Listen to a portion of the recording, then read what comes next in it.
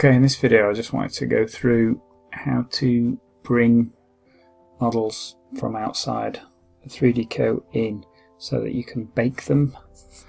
Obviously there's other programs you can do this in, but if your goal is to just do your painting in 3D coat and just use an occlusion bake and a normal map as a starting point, then this is the way you do it.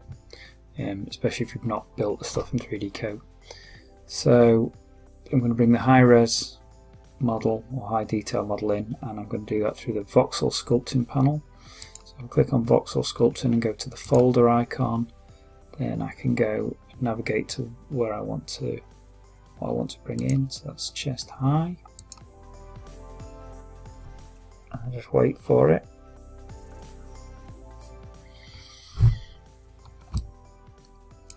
So if you're happy with that coming in as it is, just hit enter and you should do that. And I'm just going to say yes.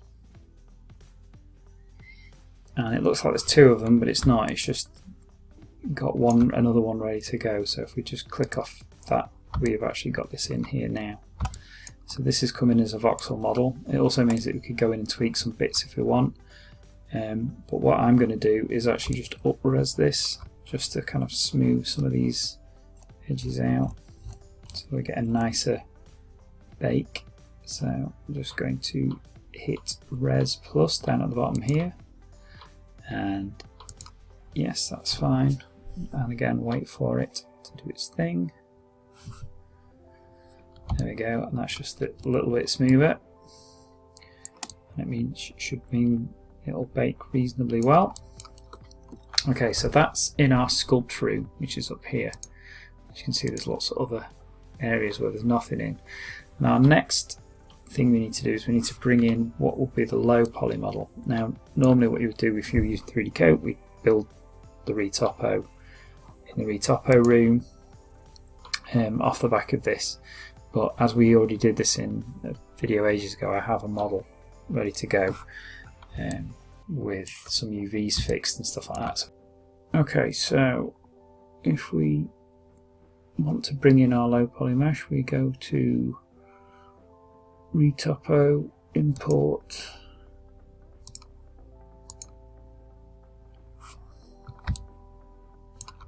it says same as before, hit enter.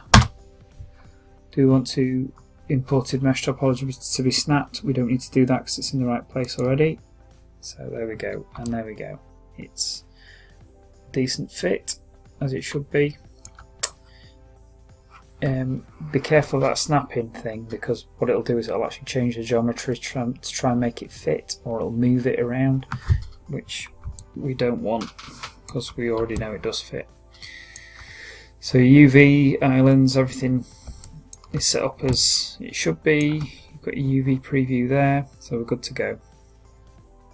So while we're in Retopo, we can basically go to Bake, and we can bake the what do we want to bake? Oh, let's bake the normal map, just so I can show it. So essentially what it does is it will start to inflate the low poly to create the cage, and we can control that number here. Defaults at 10, I think. And what we need is, I mean, if you've done this sort of stuff before, you'll know, but we want this to be sitting outside of any of the high detail, but we don't want it to be any bigger than it needs to be. So there, that's definitely, there's a little bit there, so we need to go a little bit bigger. There we go. Any more for any more. But it looks about right, and that's fine for this. So let's go with that, and then I'm just going to hit OK. And then what it's going to tell us is, for us to bake the normal map, we need to calculate the occlusion. And it's actually the occlusion map's the thing we're after in this case, so that's fine. So let's just say OK to that. And let's just say OK to all of that. just to get something out, and then we just wait to do it. Okay, so that should be done, but you can't see anything, and that's because it's all in the paint window. And in the paint window, we've basically, the problem we've got here is we can see both models. So what we need to do before we can do that is we need to go back to the sculpt room. I mean, there's probably better ways to do this. I'll switch that off, or make it not visible in the Vox tree. And then if I go back to the paint room, essentially I have a model with painted out maps. Now the maps are the material detail that was on the model, which we don't need. We have a normal map, which is here,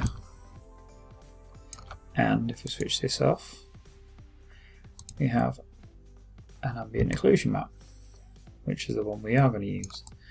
So essentially we can bake out anything that we normally use here, but what we're going to do with this, the bake's not too bad, and it's got a bit of interesting stuff going on, so it will be a good starting point. So what we're going to do is we're going to basically export this out to Photoshop. So the shortcut for that is Control-P. I'm just going to wait for it to fire up Photoshop, which it's doing in this other window. So I'll pull this across so you can see it. So this is basically sent it as a live document across to Photoshop. You can also, instead of doing it this way, if you want to edit this without doing that, you can go, if you go to Textures, Export, All Layers, Colour, it'll do that because we're only dealing with the colour map for this. But anyway, in Photoshop, this is what we've got. So you can see it's the same layer structure. We don't need any of those. In fact, probably delete them.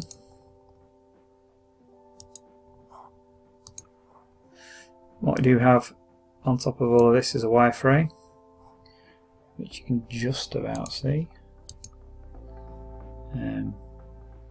which is handy. We've got our ambient occlusion, we've got a normal map, and the only one I'm really interested in is the ambient occlusion. So we're going to take this ambient occlusion and we are going to adjust the levels. So we're just going to pull the blacks in a bit, pull the whites in a bit, so we've got a little bit more variation.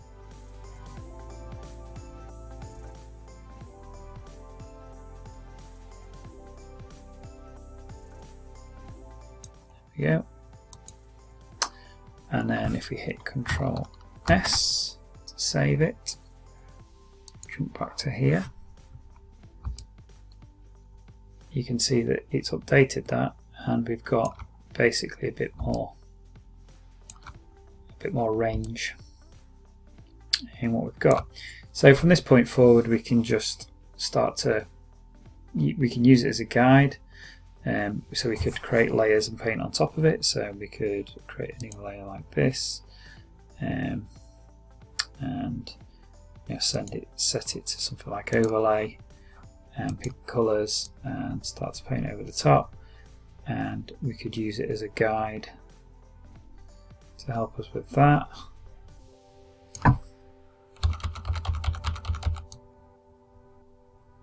Very easily. Or we could go back into Photoshop. Okay, so one of the things we could do, I've brought this image in as a starting point, and what I've done is I've just selected from this ambient occlusion, and I've just created, just taking a sample from it. And what I'm going to do is I'm going to create a gradient map, and within that gradient map I'm just going to delete the mask part of it. Oh, or all of it. Why not? Delete layer mask, and then I'm just going to create a clipping mask. So that basically means that that's only affecting this thing that's the layer underneath. Then in here I'm going to start picking from this map I've brought in to try and get some interesting gradients going on. Create a new mid-tone, somewhere in the middle like that. Let's pull that in a bit more.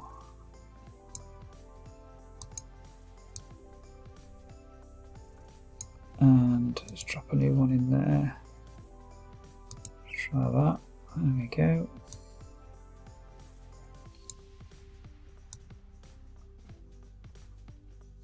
You get the idea that this is now starting to kind of remap the gradient. We go down to here, pick.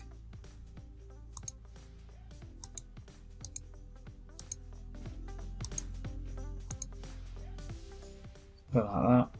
So we can start to get a sense of what that's like. Hit OK, that's fine. We can switch that off because we don't need it for now. This, however, will not translate back into, if I save this now, Control save,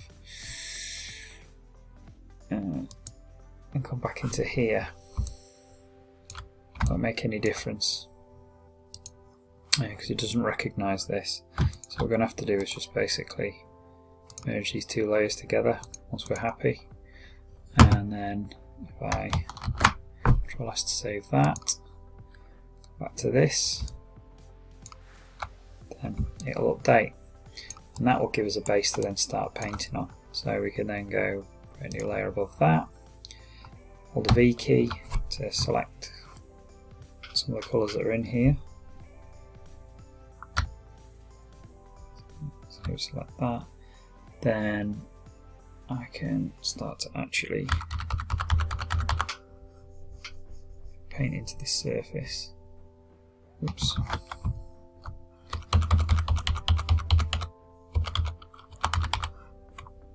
Maybe I want something that's a bit more, a bit of green into that.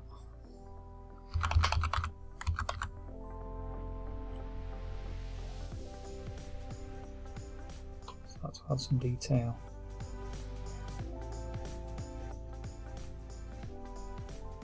On top, if I wanted to. That was rubbish. You get the idea. I can just sit and start to work on the top of this now and get it how I want.